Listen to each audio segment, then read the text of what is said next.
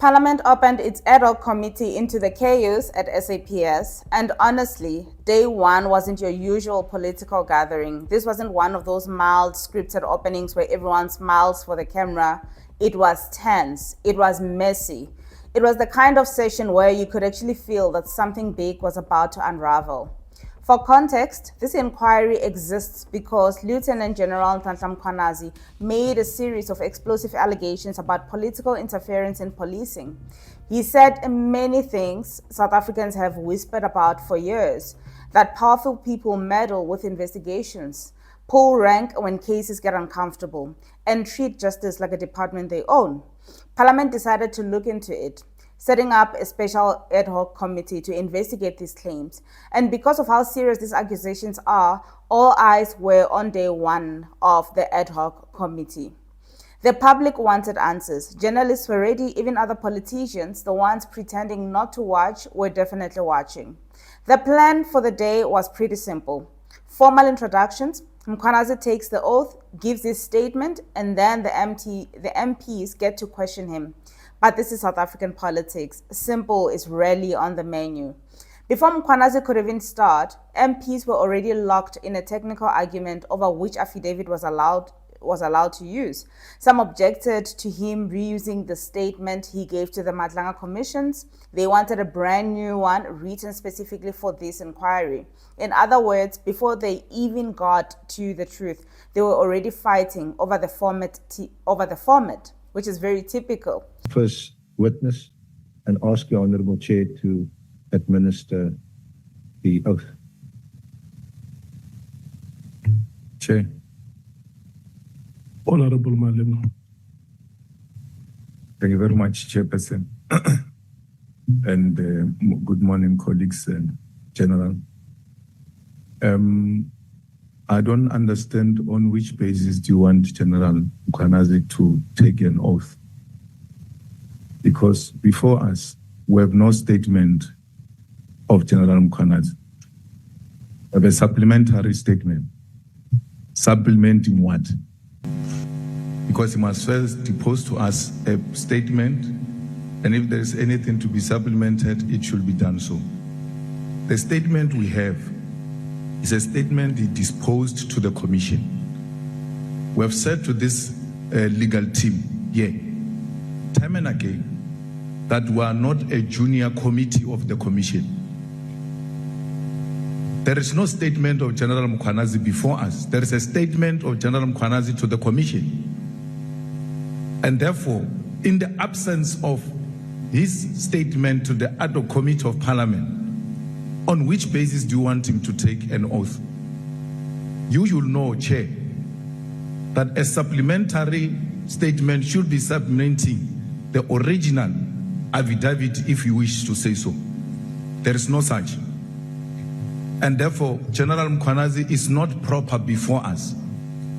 And this legal team has failed us because in the deliberation, we made it very clear, if colleagues are honest with each other, we repeatedly said we cannot use the statement of the Commission. The chair eventually sent everyone into a closed session to deliberate. Would you meant, let's fight in private so the public doesn't see. For a moment, it looked like the entire day was going to collapse under paperwork and political posturing. But then, after a few tense hours, the committee reconvened, the cameras came back on, and Mkhwanazi finally took the stand. The tone changed immediately. He wasn't defensive, he wasn't shaky, he was calm, confident, and ready to talk. And when he did, what came out left the room frozen. According to Mkhwanazi's testimony, the connection between the police minister Senzo Mchunu and his chief of staff Cedric Nkabinde didn't start in a boardroom. It allegedly started over a death investigation. You heard right.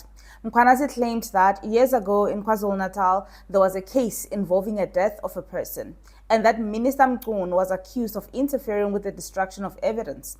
He said that's how the two men became close, through that incident. His exact words were, that's what brought them together. That's a loaded sentence right there. Because you think about it, it's not just about two people's professional relationship. It's about what that relationship represents.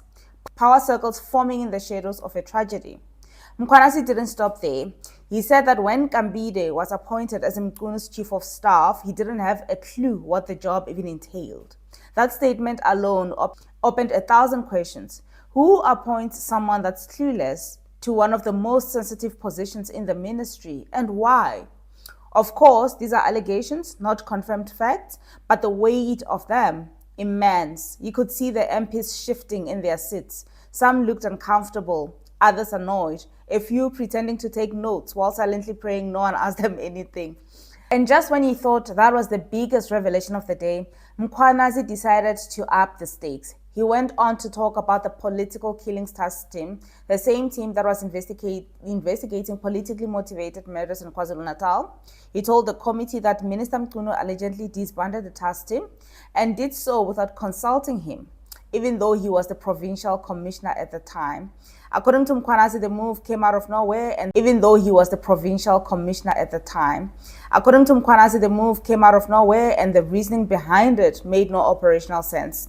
He said the task team had been making progress, connecting the dots and chasing suspects until it was suddenly shut down. He hinted that the decision may have been influenced by external political pressure, that somewhere someone wasn't happy with how close the investigations were getting to the truth. Now, whether you believe that one or not, one thing is clear: when a task team investigating murders get disbanded with no explanations, people are going to ask questions, and Mkhwanazi's testimonies gave the country a few big ones to start with. And that's when the mood in the room really changed. It stopped feeling like a formal hearing and started feeling like a story of cover-ups, power, and silence. When you look at everything together, the alleged interference in a death case, the questionable appointment, the task team mysterious shutdown, it starts forming a pattern. A system where loyalty matters more than truth, where keeping quiet is rewarded and asking questions can cost you your job. Mkhwanazi was careful though. He made it clear that these were his observations and experiences, not courtroom verdicts. But even with that caution, his words landed. He spoke like a man who had seen too much and finally decided to stop protecting people who would never protect him. And of course, as soon as he finished, the political spin machine went into overdrive. Some MPs immediately jumped in to question the validity of his testimony again. Others tried to water it down, saying it's just one man's version of events. Meanwhile, Minister Mkhwenazi's office issued a response denying all allegations. Sources close to the ministry insisted that the claims were misleading and that everything was done by the book. That's the problem though. By the book doesn't mean much when the book keeps getting rewritten. Analysts are already calling this inquiry a credibility showdown, a public duel between a police general trying to expose political rot and the politicians who say he's making it all up. But here's the thing. The detail might be complicated, but the pattern isn't new. South Africans have seen this dance before. Someone speaks up, the system reacts defensively, and then we get months of legal back and forth that leads to nothing. So when people say they're skeptical, it's not cynicism, it's experience. Still, day one felt different. Mkhwanazi didn't sound like someone campaigning or chasing clout. He sounded like someone tired of watching people hide behind titles while the system collapsed. And that's exactly why day one matters. Because this isn't just about him or Mkhunu or Nkabide. It's about whether Parliament can handle uncomfortable truth without turning them into theatre. Whether the system can actually look in the mirror and not flinch. Every few years, South Africa gets a new inquiry. We get new promises, new names, new press briefings, but the question is always the same. Will this be any different? Maybe it will, maybe not, but the fact that these allegations are being discussed publicly, in Parliament, on camera, in front of the nation, is a small victory on its own. Something is cracking open.